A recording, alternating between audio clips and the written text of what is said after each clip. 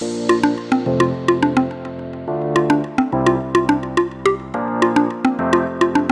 you've seen any of our other videos, you know we love Colorado. From skiing to mountain biking to concerts in the park. Most people will agree there are endless opportunities to enjoy the outdoors and everything Colorado, nearly year-round here. But when we start talking about where to live in the Denver area, the conversation can be a little more divided, let's just say that.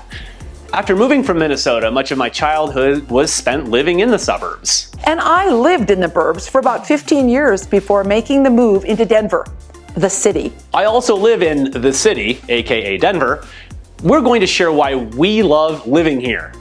And also, we'll poke a little fun at living in the South Metro suburbs. Hey, my family and I have lived there for over 25 years and we love it there.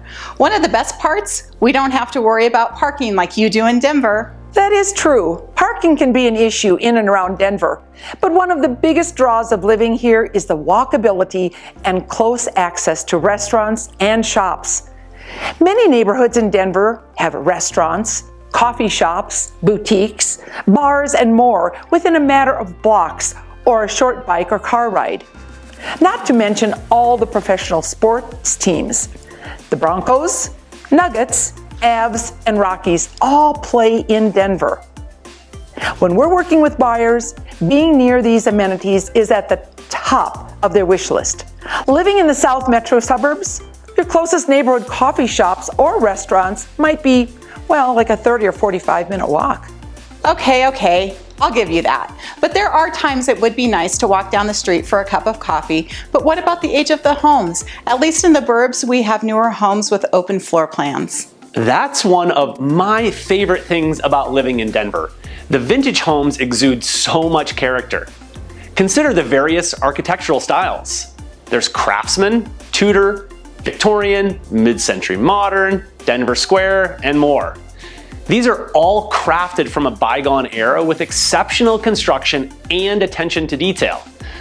While homes in the suburbs can and do have character, it's hard for the tract home neighborhoods to compete with the special and one-of-a-kind architectural styles found in Denver. So the homes have character, but what about the noise? In the burbs, we have quiet, nice neighborhoods. You may call it noise. I call it the energy of the city, and that is one of the features of living in Denver that I absolutely love. Anyone who knows me knows I'm an outgoing person. Living in a city on the move, like Denver, helps feed that energy I need to experience on a daily basis. There is something really exciting about the fast-paced nature of people buzzing to and from that fuels me. In Denver, you can find a major sporting event, concert, festival, and more on any day of the year. When it comes to the suburbs in the South Metro area, things can move, well, a little bit slower. And for some folks, that's okay, but not for me. One thing that doesn't move slower in the burbs is the traffic. But living in the city means you have better and more easily accessible mass transit. While the light rail lines do stretch into the suburbs, they are more prevalent in the city. From downtown's Union Station, you can get to Golden, Littleton, Centennial, Lone Tree, Aurora, and the airport rather effortlessly. Bus lines are more plentiful in the city too, making inter and cross-city travel a breeze. Let's not forget rideshare travel.